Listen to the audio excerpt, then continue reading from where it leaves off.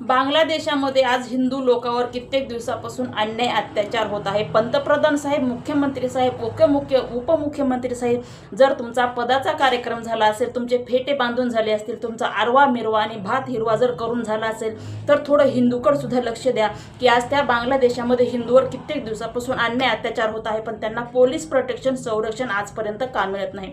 पंतप्रधान साहेब, तुम्ही मोठे मोठे भाषणे करत आहात, तुमच्या देशामध्ये, तुमच्या भारतामध्ये हिंदू धर्मावर आज काय अन्याय अत्याचार होत आहे हे तुमच्या डोळ्याला तुम्हाला का दिसत नाही। तुम्ही फक्त मेरा देश म्हणत आहात। या देशाची पूर्ण वाट लागायची वेळ आलेली आहे। तुम्ही कुठल्या गोष्टीची वाट बघत आहात की या भारतातून पूर्व हिंदू आणि हिंदू समाज खत्म करण्याची वाट बघत आहात का? जिहाद भारतामध्ये येण्याची वाट बघत आहेत का? नेमकं कुठल्या गोष्टीमुळे आज या बांगलादेशातल्या लोकांना पोलीस प्रोटेक्शन मिळत नाही, तिथे कायदा कानून होत नाही, आणि त्या ठिकाणी जर कायदा कानून नसेल, त्या ठिकाणी जर हिंदूला पोलीस प्रोटेक्शन मिळत नसेल, तर